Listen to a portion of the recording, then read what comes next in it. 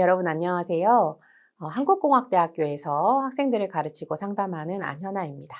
이번 시간에는 저희 아이들의 디지털 중독을 예방하고 관리하기 위해서 중독을 일으키는 트라우마 스트레스, 그리고 트라우마 스트레스를 발생시키는 어떤 생존의 위협, 이것을 이제 우리 인간의 입장에서 좀 알아보겠습니다. 이번 시간에는 트라우마 스트레스를 유발하는 생존 욕구의 결핍이 뭔지를 이제 이해하는데, 그 결핍은 실제로 우리가 이제 신체적인 생리적인 욕구 뿐만 아니라 그다음에 이제 그 마음 건강과 관련된 심리적 욕구도 이제 생존의 인간에게는 필수적이다. 이제 이런 부분을 같이 얘기하고요. 두 번째는 이제 트라우마 스트레스를 유발하는 경계 침범에 대해서 얘기를 할 겁니다.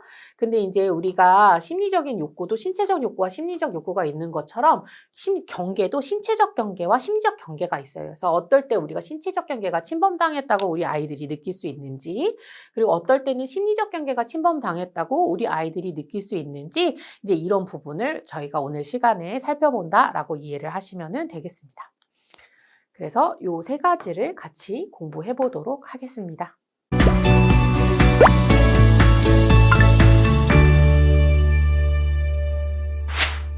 네, 저희가 정말 생존을 위해서 꼭 필요한 신체적인 욕구가 있죠. 그쵸? 생리적인 욕구가 있습니다.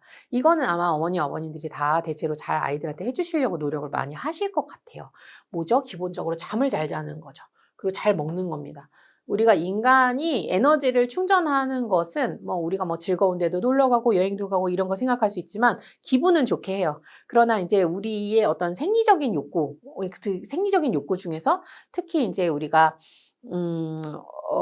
그 에너지를 충전하는 활동은 자고 먹는 거밖에 없거든요.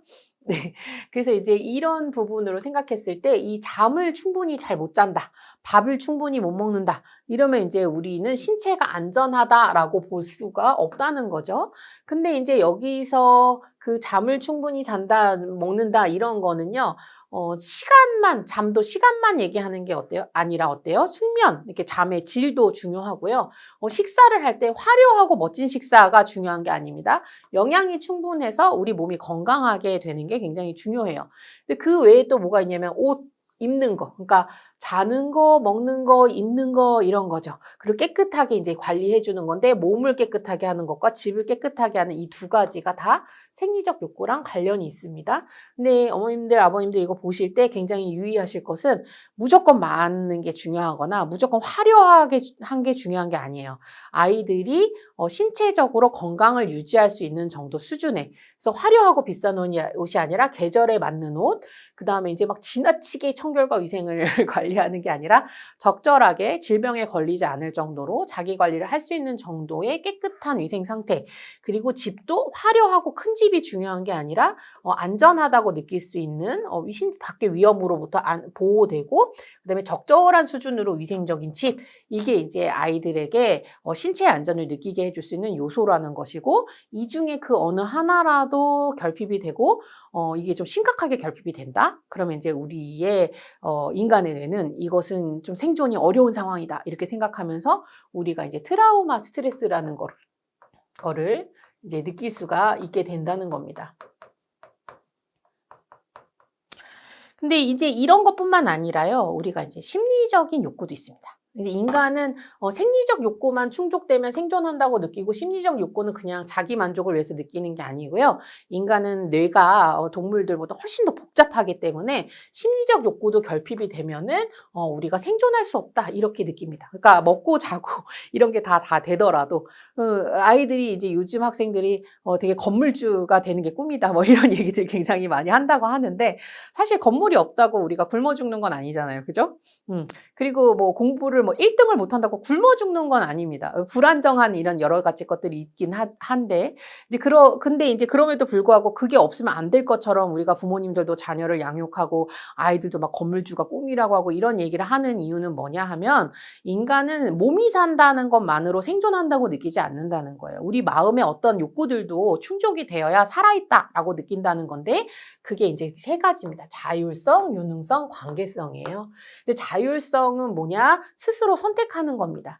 그래서 막 환경이나 이런 걸 막 남을 막 통제하고 이런 게 아니에요. 인간의 자율성이 충족되는 거는 내가 내 거. 그래서 저는 이제 학생들한테 항상 이렇게 얘기하는데 쉽게 이해합시다, 여러분. 이러면서 내 생각 내 거, 내 감정 내 거, 내 행동 내 거. 이거 돼야 우리 자율성 욕구 충족됩니다. 제가 항상 이렇게 설명하거든요.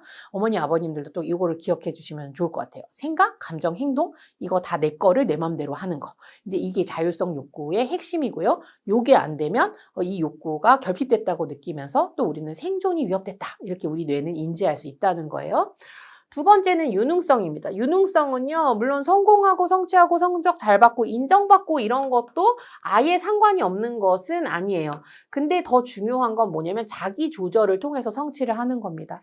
뭐 학원 가고 뭐 과외하고 해가지고 성취를 하더라도 내가 선택해서 내가 이 방법을 알고 하면 성취를 했을 때 내가 이걸 어떻게 해낼 수 있었다는 걸 잘 알고 그걸 하기 위해서 내가 나를 어떻게 조절하는지 방법을 알기 때문에 어떤 상황이 닥쳐도 내가 살아있을 수 있다고, 살아갈 수 있다고 우리는 생각하게 돼요. 그러면 이제 유능성 욕구가 충족되는데요. 시키는 대로 공부하고, 시키는 대로 생활하고, 이렇게 해서 성취하면 성적을 잘 받아서 기분은 좋지만, 오히려 이제 대학에 가서, 내지는 어떤 규율이나 규제가 없는 상태에서는, 나 어떻게 조절해야 되는지 모르겠는데, 어떻게 공부해야 되는지 모르겠는데, 엄마 아빠가 정해준 규칙이 아니면 살 수 없겠는데, 이제 이렇게 생각하면은 자기 조절력이 떨어지면서 유능성이 확 떨어지게 돼요. 그래서 이제 유능성의 핵심은 인정을 많이 받냐, 얼마나 많이 성취를 하느냐가 아니라 자기 조절입니다. 세 번째 관계성 욕구는요, 우리가 사람은 다 사회 속에서 살죠. 그래서 우리가 기본적으로 인간관계가 굉장히 중요한데, 인간관계가 요즘에 이제 인싸 얘기 되게 많죠? 심지어 뭐가 있어요? 핵인싸라고 하죠? 그래서 이 그룹 안에서 엄청, 친구가 많고, 막 이래야지 이제 우리가 핵인싸, 이렇게 얘기하면서 이게 뭔가 되게 뭐랄까요? 대인관계 성공의 지표처럼 얘기들 굉장히 많이 하고, 그래서 이제 아이들이 뭐 인스타도 그렇고 인터넷에서도 그렇고 막 요렇게 되려고 노력을 굉장히 많이 하게 되고, 아이들이 또 친구가 너무 한두 명밖에 없다. 그러면 이제 어머니 아버지들이 굉장히 걱정을 하세요. 얘가 대인관계가 문제가 있는 거 아니야? 사회성에 문제가 있는 거 아니야? 생각하는데, 사회성에 문제가 있다는 것은 뭐 사실 우리가 생존 욕구랑 관련했을 때는 관계성 욕구가 결핍될까 걱정한다는 뜻일 수 있겠다고 저는 생각이 드는데, 우리가 이제 공부를 해보면 관계성 욕구는요, 사람이 많은 게 중요한 게 아닙니다. 우리가 군중 속에서도 외로움을 느끼고, 외로움을 느낄 때는 항상 단절됐다고 느끼잖아요. 인간은 고립이 굉장히 심리적으로 생존이 어렵다고 느끼게 하는 이제 요소 중에 하나인데, 고립을 느끼지 않으려면 사람이 많은 게 중요한 게 아니에요. 소수도 괜찮습니다. 한 명, 두 명도 좋은데, 이 친구들과, 이 사람들과 친밀하게 마음을 나누고, 내가 어떤 얘기를 했을 때 비판 없이 그냥 있는 그대로 수용받고, 그럴만해. 너 그런 감정을 느낄만해. 그런 생각을 할만해. 라고 좀 인정해주는 이런 접촉. 이게 있을 때에 인간은 이제 관계성 욕구가 충족된다는 겁니다. 그래서 내가 마음대로 선택할 수 있는가? 그리고 내가 나를 조절할 수 있는가? 그리고 내가 정말 있는 그대로 수용받을 수 있는 관계가 있는가? 이게 이제 우리가 생존할 수 있다, 없다? 라고 우리 뇌가 판단하는, 우리의 마음이 판단하는 마음 건강의 핵심적인 요소, 생존을 위한 심리적 욕구라고 할 수가 있겠습니다.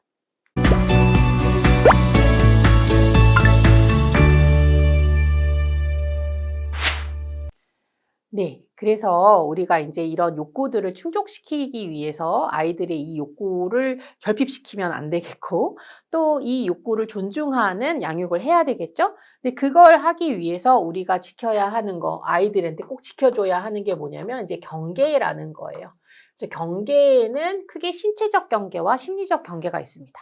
자, 이 사진을 한번 보실까요? 이게 뭐 하는 사진일까요? 여기 써 있죠? 버스 정류장에서 줄을 서고 있는 핀란드인입니다. 우리나라 사람들도 뭐 이렇게 벌려서 서 있기도 하죠. 근데 저희는 어떻게 해요? 버스가 오면 우르르 한꺼번에 몰려가죠. 근데 이분들은 이제 앞에서부터 차례대로 갑니다. 그러면 아니 이렇게 공간이 낭비 아니야? 이제 한국 사람들이 이렇게 생각할 수가 있는데, 이렇게 많이 벌려져 있는 게 왜 그러냐? 이제 이건 뭐냐면 서로의 신체적인 경계를 존중해 주는 거예요. 신체적 경계는요, 이렇게 쉽게 이겁니다. 이렇게 제가 손을 이렇게 뻗어서 이렇게 할 수 있는 이 360도의 공간 있죠? 이 공간은 이제 신체적 경계입니다. 물리적인 경계라고 하는데, 이 말은 뭐냐면 내 몸은 내 마음대로 적어도 해야 된다는 거예요. 그래서 이 공간 안에서는 내가 마음대로 내 몸을 움직일 수 있으려면 내가 초대하지 않은 사람은 이 상황에 들어오면 안 된다는 거죠. 왜냐하면 내가 초대하지 않은 사람은 서로 양해가 되지 않기 때문에 내가 이 사람을 배려해서 내 몸을 움직여야 되잖아요. 그래서 막 팔을 뻗고 싶어도 마음대로 못 뻗는 거죠. 그래서 우리가 이제 여기 지하철 그림이 있는데, 지하철을 타고 대중교통을 타고 왔다 갔다 할 때 내가 앉아서 왔음에도 불구하고 왜 대중교통을 타면 이렇게 스트레스를 받는가? 왜 이렇게 피곤한가? 라고 하면 대중교통 안에서는 내가 친밀한 사람이 아니라 내가 허락하지 않고 초대하지 않고 전혀 낯선 사람들도 이 공간에 이렇게 따닥따닥 붙어서 서 있잖아요. 특히 만원 지하철, 만원 버스에서는 어때요? 더 이 공간 안에 많은 사람이 들어와 있죠. 그러면 실제적으로 이것은 우리가 익스큐즈 해야 된다, 이해해야 된다 이렇게 생각하면서도, 그러니까 우리가 어쩔 수 없다고 생각하는데 왜 피곤한지 그러니까 모르는 건데, 우리 뇌는 신체적 경계가 침범당했다고 생각하면서 요거 지키기 위해서 굉장히 긴장하고 뭔가 약간 트라우마 스트레스가 있는가 없는가 막 이렇게 하면 생존할 수 있는 상황인가 아닌가 요걸 계속 살피느라고 에너지를 쓰기 때문에 굉장히 피곤한 겁니다.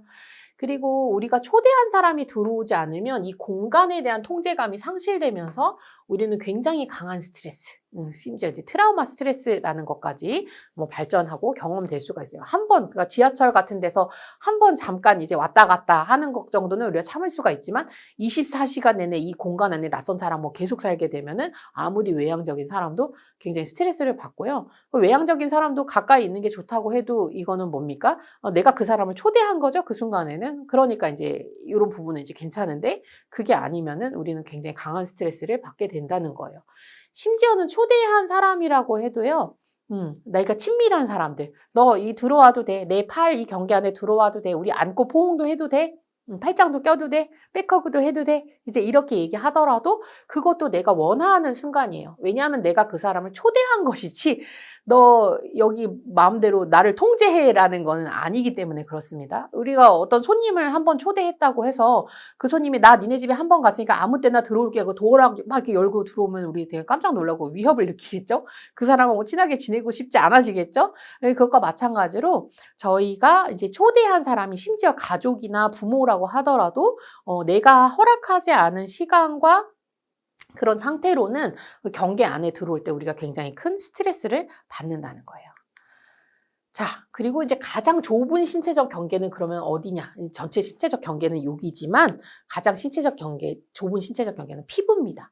그래서 이제 우리가 원치 않는 모든 스킨십이나 감각 자극 이런 거는 우리가 어떤 경계 침범에 대한 스트레스를 넘어서서 외상 경험, 심각한 트라우마 스트레스를 유발할 수도 있고요. 트라우마 반응을 일으킬 수도 있습니다. 그래서 심지어 간지럼, 장난, 포옹 이런 거 사실 우리 어릴 때 아이들하고 되게 많이 하고 아이들이 이런 걸 많이 해야 건강해지기도 하죠. 그래서 굉장히 좋은 거지만 그럼에도 이런 긍정적인 스킨십도 양육자가 원할 때, 내가 안아주고 싶을 때, 내가 막 아이가 너무 사랑스러운 순간이 아니라 아이가 와서 안고 싶을 때, 아이가 초대할 때, 이제 이럴 때 아이가 원하는 방식으로 해야지 우리가 이제 신체적 경계 침범이 아닌 겁니다.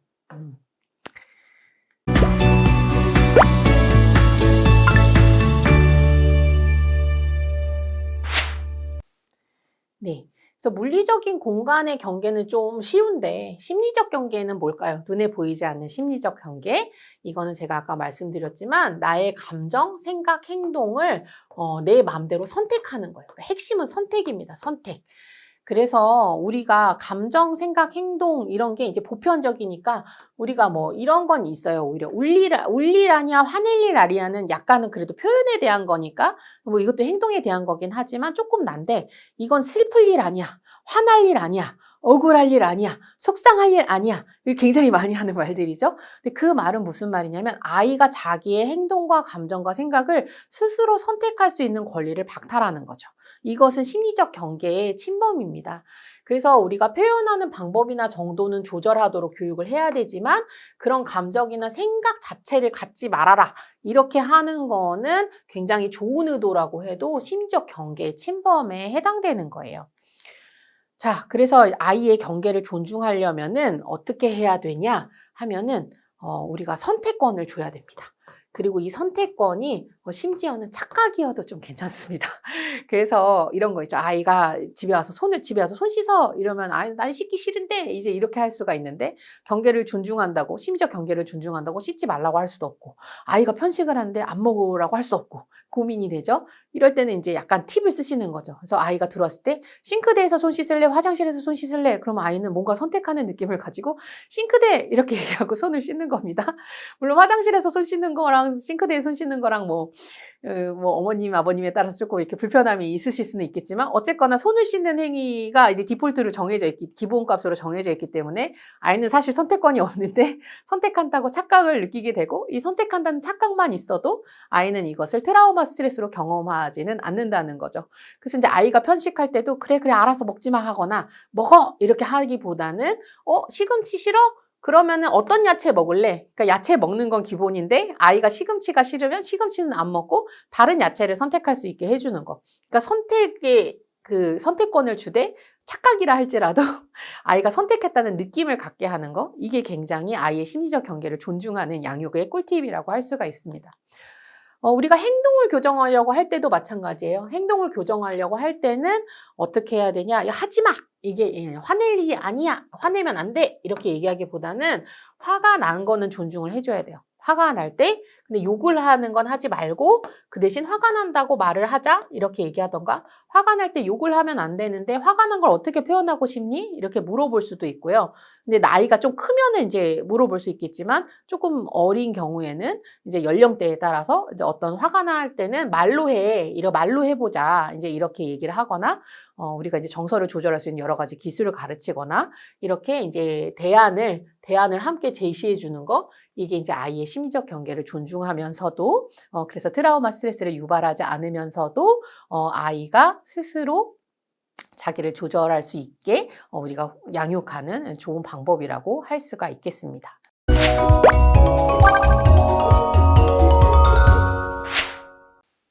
자, 그래서 오늘 강의를 정리해 보면요. 아이의 생리적 욕구가 충족돼야 아이들은 신체 안전을 경험할 수 있고 심리적 욕구가 충족돼야 마음 건강을 경험할 수 있다. 그래서 우리가 생존에 어떤 위협이 없다고 느낄 때는 심리적 욕구가 다 충족돼야 된다.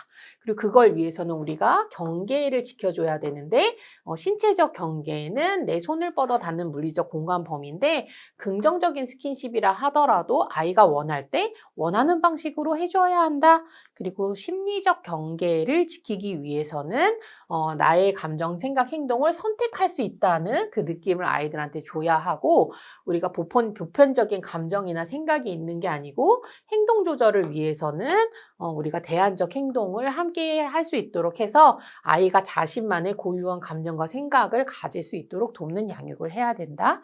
이것이 이제 오늘 강의의 핵심이라고 할 수가 있겠습니다.